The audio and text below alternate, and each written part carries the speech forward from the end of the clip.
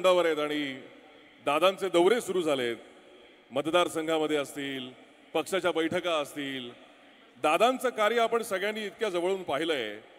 दादा, माण आणि खटाव हे दोन तालुके तसेच दुष्काळी, म्हणजे या भागामध्ये पाणी आणणं हे भगीरथानी पाणी आणण्यासारखं होतं. तुम्ही काय नेमका विचार करून राजकारणात प्रवेश केलात? मुळातच माझा जन्म पिढ्यानपिढ्या दुष्काळी असणाऱ्या तालुक्यामध्ये झाला. ज्या तालुक्याला पिण्याच्या पाण्याचा सगळ्यात मोठा विषय, शेती पाण्याचा विषयच नव्हता आणि पिढ्यानपिढ्याचा दुष्काळ. जेव्हा मी राजकारणात समाजकारणात येण्याचा विचार केला तेव्हा पहिला मनामध्ये विचार आला की जर या खटावमानच्या मातीमध्ये हा दुष्काळ आपण हटवू शकलो आणि दुष्काळ हटवण्याचा संकल्प करून आपण जर राजकारणामध्ये यायचं म्हटलं तर हे सगळं शक्य होईल का? अनेक स्वप्न मी माझ्या जनतेला दाखवलं. ते 3 ओळीचा एक अजेंडा, 3 ओळीचा जाहीरनामा घेऊन मी आलो. मला माझ्या तालुक्यातनं कॅनॉलचं पाणी वाहताना बघायचं आहे. मला माझ्या तालुक्यामध्ये ऊसाची शेती झालेली बघायची आहे आणि मला माझ्या तालुक्यामध्ये कारखान्याचं धुराडं पेटलेलं बघायचं आहे. या 3 ओळीमध्ये एवढी ताकद, एवढी शक्ती या 3 ओळीमध्ये होती की त्या 3 ओळीमध्ये या तालुक्याचा चेहरा मोहरा बदलण्याची क्षमता होती. आणि तो संकल्प मी केला आणि ताकदीनं आशीर्वाद जनतेनं दिला आणि त्या आशीर्वादातनं उतराय होत असताना आपण सगळेजण आता बघतो की मी माझ्या तालुक्यामध्ये कॅनॉलचं पाणी आणलं. मी माझ्या तालुक्यामध्ये ऊसाची शेती शेतकरी बांधवांची लागली आणि जिथं तुळशी बारशीच्या लग्नाला ऊसाचं कांडं मिळत नव्हतं त्या तालुक्यामध्ये आज 4 साखर कारखान्याचं धुराडं पेटलेलं आहे आणि 4 साखर कारखाने आज या तालुक्यामध्ये आहेत. याचा मला मनापासूनचा आनंद आणि अभिमान आहे की माझ्या जनतेच्या आशीर्वादानं उत्तराई व्हायचा मी प्रयत्न केला. अगदी खरं आहे. खरं तर या सगळ्या प्रयत्नांसाठी आपण जोरदार टाळ्या भाऊंसाठी वाजवल्या पाहिजेत. जिथे ऊसाचं कांड पिकत होतं तिथे भाऊंनी 4 साखर कारखाने आज आपल्या मतदारसंघामध्ये सुरू करून दाखवलेत. भाऊ, सगळ्यात महत्त्वाची योजना ती म्हणजे जिहे कठापूरची योजना, ही पूर्ण करणं तुमचं ध्येय होतं. आज ती योजना पूर्णत्वाकडे जातीये. या योजनेचा एकूणच तुमच्या समोरचा प्लॅन काय होता, प्रवास कसा होता? मुळात जिहे कठापूरची योजना ही आमच्या दृष्टीने ऐतिहासिक अशी योजना आहे की आमची माणगंगा सीतामाईच्या स्पर्शानं निर्मित झालेली ही नदी आणि या माणगंगेमध्ये कायम दुष्काळ. या माणगंगेमध्ये कृष्णामाईचं पाणी आणण्याचा संकल्प आम्ही केला आणि तो 15 वर्षापासून निरंतर तो प्रवास आहे. 22 किलोमीटरचा बोगदा, वर्धनगड घाटातून आलेला बोगदा आणि तो बोगदा पूर्ण झाल्यानंतर कृष्णामाईचं पाणी 15 वर्षाच्या खडतर प्रयत्नानंतर पहिल्यांदा माणगंगेमध्ये आम्ही 6 महिन्यापूर्वी सोडलं आणि जो आनंद या मानदेशी मातीला झाला, माणगंगेला झाला आणि मला वाटतं या तालुक्यातल्या सगळ्या जनता माता भगिनींना झाला. आणि आम्ही माणगंगेमध्ये कृष्णेचं पाणी आणलं आणि ते माणगंगा आता भरभरून वाहते आणि त्याच माणगंगेचं पाणी आता उचलून आम्ही 32 गावांना आणि राहिलेल्या 29 गावांना, 32 गावांचं काम आता 8-10 दिवसामध्ये संपतंय आणि बाकीच्या उर्वरित गावांचा प्रकल्प 8-10 दिवसामध्ये मंजूर होतोय. म्हणजे तालुक्यातल्या जवळजवळ 90% गावांना पाणी पोचवण्याचा संकल्प आमचा येणाऱ्या 2-2.5 वर्षामध्ये कंप्लीट होईल. आता 70% पाणी तर पोचलेलं आहे. भाऊ, तुमची एक खासियत आहे ती म्हणजे तुम्ही भान ठेवून नियोजन करता आणि नियोजन केलं की बेभान होऊन काम करता. तर आता निवडणुका डोळ्यासमोर आहेत. काय नेमका अजेंडा तुम्ही घेऊन आता मतदारांसमोर जाताय? नाही, मुळातच मी माझ्या आयुष्यामध्ये प्रत्येक निवडणूक ही एक उद्दिष्ट ठेवून लढली. 3.5 वर्षामध्ये माझ्या मतदारसंघात मी पाणी घेऊन येईन. उरमोडीचं पाणी आणलं, तारईचं पाणी आणलं. 97 गावामध्ये ते पाणी गेल्या 10 वर्षापासून येते. पुन्हा संकल्प केला जिहे कटापूरचं पाणी आणेन, ते पाणी आता घेऊन आलो. आता ते जिहे कटापूरचं पाणी आपण आणल्यानंतर हे 32 गावांना पोचवण्याचा संकल्प केला. तो संकल्प पूर्ण होतोय. आता आम्ही नवा संकल्प करतोय की राहिलेली 29 गावं आणि कलेडोन मायनीची जवळजवळ 20-22 गावं मान तालुक्यातली कुकुडवाडसह जवळजवळ 21 गावं, या 42 गावांना पाणी देणारी योजना मंजूर झाली, पाणी उपलब्ध झालं आणि आता त्या योजनेचा टेंडरही झालं आणि टेंडर होऊन आता प्रत्यक्षात कामाला सुरुवात करायची आहे आणि येणाऱ्या 8 ते 10 दिवसामध्ये प्रत्यक्षात कामाला सुरुवात होईल आणि त्या गावांना पाणी मिळेल. व या सगळ्या भागामध्ये पाणी देण्याचा संकल्प केला आहे आणि पाण्यासोबत आता या भागातल्या युवकांच्या हाताला काम देणारी MIDC उभी राहिली पाहिजे.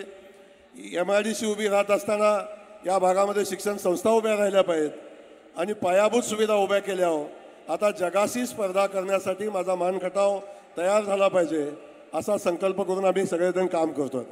क्या बात आहे. खरं तर यासाठी भाऊंना खरंच भाऊंचे आभार मानले पाहिजेत, कारण या पुढच्या काळातही कोणीही पाण्यापासून वंचित राहणार नाही याची काळजी भाऊ घेत आहेत. मी वहिनींना आता काही प्रश्न विचारणार आहे.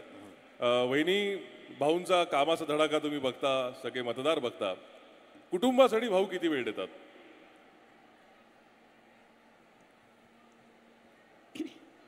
कुटुंबासाठी तरी वेळ खूप कमीच आहे, कारण त्यांनी जे सगळं ह्या तालुक्यासाठी काम करण्याचं जे ध्येय जे त्यांनी अंगीकारलं आहे त्यासाठी माझ्या कुटुंबांनी खूप सॅक्रिफाय केले.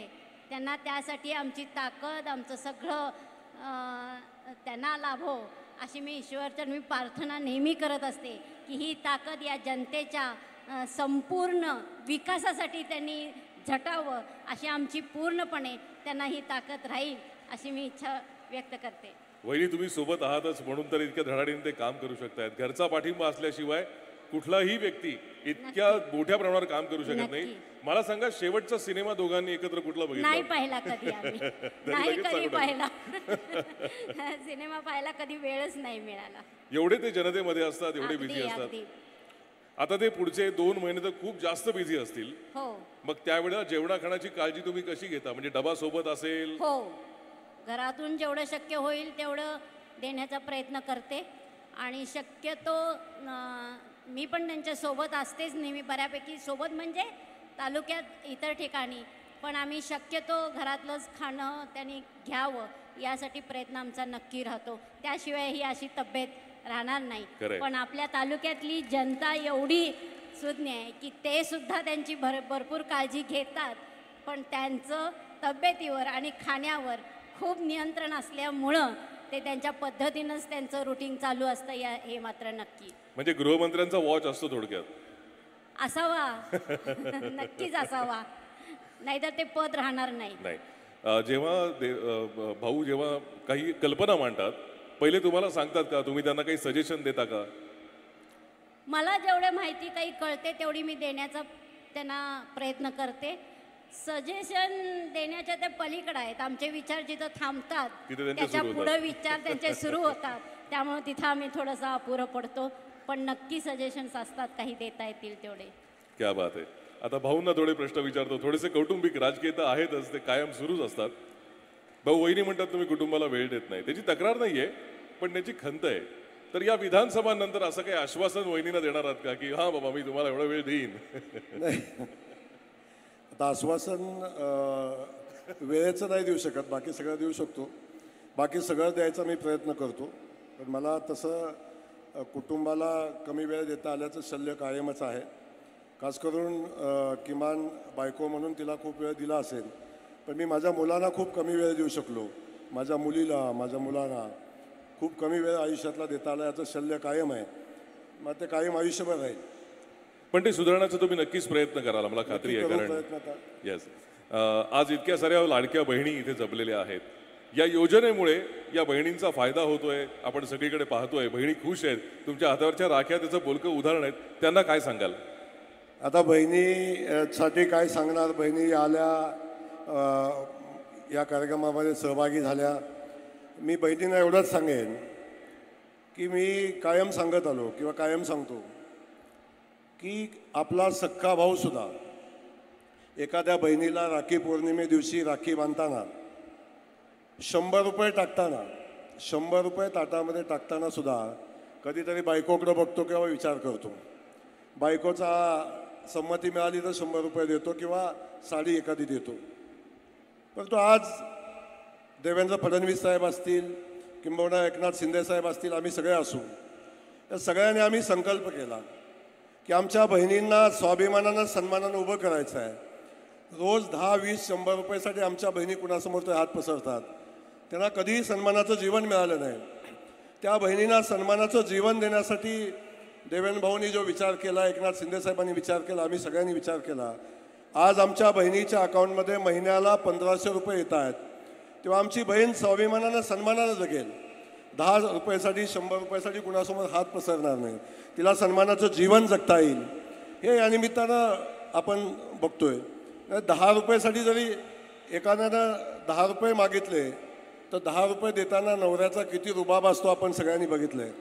त्यामुळे बहिणीला सन्मानानं स्वाभिमानानं उभं करण्यासाठी सरकारनं ही योजना आणली. आपण सगळ्या भगिनींना माझी विनंती आहे, आता बऱ्याचशा भगिनी गेल्या, आपल्याला विनंती आहे की देवेंद्र फडणवीस साहेबांसाठी, एकनाथ शिंदे साहेबांसाठी एकदा जोरदार टाळ्या आपण सगळ्यांनी वाजवा. की ज्या भावानी सलग 5 वर्ष आमच्या बहिणीच्या खात्यावर 1500 रुपये देण्याचा निर्णय घेतलेला आहे. फक्त 1500 रुपये देऊन थांबत नाही आमचा सरकार. फक्त 1500 रुपयासोबत मुलींचं मोफत शिक्षण देत आहेत. मुलगी जन्माला आली की आता तिच्या नावावर मोदीजी एवढे पैसे ठेवत आहेत की ती 18 वर्षाची झाली की ती आता लखपती होणार आहे. असे अनेक निर्णय महिला भगिनींच्यासाठी आमचं सरकार घेत आहे. आणि खास करून एक आमच्या सरकारनं मोदीजींनी घेतलेला निर्णय तो सगळ्यांसाठी, खास करून आमच्या माता भगिनींसाठी, खास करून आईसाठी महत्त्वाचा आहे. आपण सगळ्यांनी बघितलं, आईला, मुलाला जन्म आई देते, 9 महिने पोटामध्ये आई सांभाळते, दूध आई पाजते आणि मुलाला मोठा पण आई करते. आणि एवढं सगळं केल्यावर जेव्हा मुलगा शाळेत जायच्या मापाचा होतो तेव्हा नाव मात्र बापाचं लागतं. आईचं नाव कधीही कुठल्या मुलाला लागलं नव्हतं. आता मोदीजींनी निर्णय घेतला आहे, आमच्या सरकारनं निर्णय घेतला आहे, आईचा सन्मान करण्याचा निर्णय घेतला आहे. इथून पुढं प्रत्येक मुलाच्या नावापुढं बापाच्या नावासोबत आईचं नाव लावलं जाईल. आता माझं नाव जयकुमार भगवानराव गोरे आहे, तर माझं नाव जयकुमार कमल भगवानराव गोरेच लिहिलं जाईल, असा जो निर्णय घेतला आहे. एकदा मोदीजींच्यासाठी सुद्धा जोरदार टाळ्या माझ्या भगिनींनी वाजवल्या. खरंय भाऊ, सगळे विरोधक तुमच्या विरोधात कायम एकत्र असतात. तुमचा एवढा द्वेष का करतात ते? माझा द्वेष एवढाच करतात की मी बारामतीला मुजरा घालत नाही. अच्छा. माझी लढाई ही पाण्याची लढाई आहे. आणि इथं पाणी येण्यासाठी ज्या ज्या लोकांनी विरोध केला त्या त्या लोकांची माझी लढाई आहे. माझ्या राजकारणाचा पाया हा पाणी न देणाऱ्यांच्या विरोधातला आहे. त्यामुळे पाणी आम्हाला कुणी दिलं नाही की ज्यांनी 40-50 वर्षे तर राजकारण केलं, खासदार म्हणून काम केलं, मंत्री म्हणून काम केलं. आणि ज्या शरद पवार साहेबांच्याकडून आमच्या जनतेच्या अपेक्षा होत्या, त्या शरद पवार साहेबांनी जनतेला इथे येऊन सांगितलं की पाणी नाहीच तर इथं द्यायचं कुठनं. ज्या रामराजेंच्यावर 20 वर्ष या खात्याची जबाबदारी होती, त्या रामराजेंनी सांगितलं पृथ्वीच्या अंतापर्यंत खटावमानमध्ये पाणी येऊ शकत नाही. मग मला सांगा, ज्या माणसाची मानसिकता पृथ्वीच्या अंतापर्यंत तिथं पाणीच येणार नाही अशी आहे आणि असा माणूस त्या खात्याचा मंत्री आहे, काय अपेक्षा असेल? खरंय. काय जनता अपेक्षा ठेवील? पण सुदैवानं पृथ्वीच्या अंतापर्यंत पाणी येणार नाही म्हणलेल्या रामराजेंचा अंत व्हायच्या आत, पृथ्वीच्या अंतापर्यंत पाणी येणार नाही म्हणणारे रामराजे, त्यांचा अंत व्हायच्या आत माझ्या मानखटावमध्ये पाणी आलं, याचा आम्हा सगळ्यांना आनंद आहे. अगदी खरंय. आणि जे पवारसाहेब म्हणत होते, पवारसाहेबांना माझा प्रश्न या स्टेजवर नाही. पवारसाहेब, आपण म्हणला मानमध्ये अनेकदा आला, खटावमध्ये आला आणि पाणी नाहीच तर द्यायचंच कुठनं म्हटला, तर पवारसाहेबांना माझा प्रश्न आहे, पवारसाहेब पाणी नव्हतं, पवारसाहेब पाणी नव्हतं तर खटावमानमध्ये पाणी आलं कसं, आलं कुठून? हाही माझा त्यांना प्रश्न आहे. त्या लोकांना एवढंच आहे की आजपर्यंत यांच्या हिशोबानं राजकारण चालत होतं, यांनी म्हणेल तसं चालत होतं. जर उद्या मी बारामतीला जाऊन मुजरा घातला तर मलाही त्रास कमी होईल, परंतु माझ्या मानखटावमध्ये पाणी आणण्यासाठी जर मी बारामतीला मुजरा घातला असता तर माझ्या खटावमानमध्ये पाणी आलं नसतं. त्यामुळे मी योग्य ट्रॅकवर आहे. द्वेष तर करत राहतील. छत्रपती शिवाजी महाराजांचा द्वेष झाला, डॉक्टर बाबासाहेब आंबेडकरांचा द्वेष झाला, महात्मा फुले सावित्रीबाईंचा द्वेष झाला. जेव्हा जेव्हा कुणी चांगलं काम हातामध्ये घेतलं तेव्हा तेव्हा त्या माणसाचा द्वेष हा समाजातल्या काही व्यक्तींनी विशिष्ट वर्गाने केला. तो द्वेष माझ्याही वाट्याला आलेला आहे. आणि मला वाटते खटावमानला पाणी देण्यासाठी, माझ्या तालुक्याला स्वाभिमानानं उभं करण्यासाठी, माझ्या बहिणींचा सन्मान राखण्यासाठी असा कितीही माझा द्वेष झाला तर त्या द्वेषाचा सामना जयकुमार गोरे करेल तेवढी ताकद माझ्या माता भगिनींच्या या खटावमानच्या जनतेच्या आशीर्वादाने माझ्यामध्ये आहे. अगदी खरं आहे भाऊ. खरं तर तुमचं हे सगळं काम आणि विशेषतः पाण्यासंदर्भातलं काम बघितल्यानंतर एक इच्छा अशी मनात येते की पुढच्या काळामध्ये महायुतीचं सरकार आलं तर तुमच्याकडे त्या खात्याचं मंत्रिपद यावं, जेणेकरून महाराष्ट्रामधल्या अशा अनेक दुष्काळी गावांना तुमच्यासारख्या संकल्पनांचा फायदा होईल. मुळातच मी मंत्रिपदाची संधी अनेकदा येते जाते आणि आयुष्यात हे होत राहतं. पण मी कायम आमच्या नेत्यांना सांगत आलो की माझ्या तालुक्याला पाणी द्या. एक वेळ मंत्रिपद नाही दिलं चालेल, माझ्या तालुक्याला पाणी द्या. आणि मला देवेंद्रजींचं मनापासून आभार मानायचं आहे, मोदीजींचं आभार मानायचं आहे. या तालुक्याच्या पाण्याच्या प्रश्नासाठी मी आमदार झाल्यापासून 12,500 कोटी रुपये या तालुक्यात आले. आणि 3 वर्षानंतर मी अगदी जबाबदारीने सांगतोय, 3 वर्षानंतर माझ्या तालुक्यातलं पालवण, वारुगड आणि बोथे ही 3 गावं सोडली तर 100% माझा मतदारसंघ पाण्याखाली येईल. त्यामुळं हे सगळे प्रश्न मार्गी लागतील. मंत्रिपद याच्यापुढे खूप छोटा आहे माझ्या मानखटावच्या पाण्याच्या प्रश्नासमोर. या जनतेच्या कामासाठी मंत्रिपद खूप छोटा आहे. अगदी खरं आहे. मंत्रिपद छोटं असलं तरी आम्ही संपूर्ण महाराष्ट्राचा विचार करतोय, कारण महाराष्ट्राला त्याचा फायदा झाला तर साहजिकच अनेक गावांना फायदा होईल, म्हणून मी आपली इच्छा व्यक्त केली. भाऊ, खरं तर आज इतकी सगळी गर्दी इथे जमलेली आहे. एक शेवटचा प्रश्न विचारतो आणि आपण ही मुलाखत थांबूया. या सगळ्या जनतेला आज काय आवाहन कराल? या जनतेला आव्हान आता काही करणार नाही.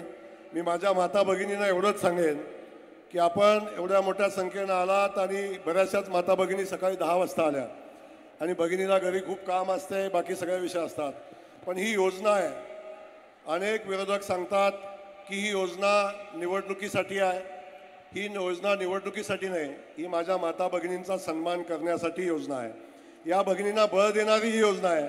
आणि जोपर्यंत भारतीय जनता पक्षाचं सरकार या राज्यामध्ये राहील, या देशामध्ये राहील, तोपर्यंत माझ्या भगिनींचा 1500 रुपये जे लाडक्या बहिणींच्या खात्यावर येत आहेत ते चालू राहतील. हा शब्द मी भारतीय जनता पक्षाच्या वतीनं, देवेंद्रजींच्या वतीनं आणि खास करून मी त्यांचा भाऊ म्हणून माझ्या बहिणींना आश्वस्त करतो की कोणी काही म्हणू द्या, पण ही योजना 5 वर्ष चालू राहील आणि ही योजना भारतीय जनता पक्षाचं सरकार आहे तोपर्यंत चालू राहील. धन्यवाद. क्या बात आहे. मी सगळ्या आपल्या बहिणींना, लाडक्या बहिणींना, उपस्थितांना विनंती करतो की आपण एकदा उभं राहून जोरदार भाऊंसाठी टाळ्या वाजवूया आणि त्यांच्या पुढच्या सगळ्या कार्यासाठी त्यांना भरपूर शुभेच्छा देऊयात. भाऊ, खूप खूप धन्यवाद. आज हा संवाद साधलात. वहिनी, आपलेही मनपूर्वक आभार.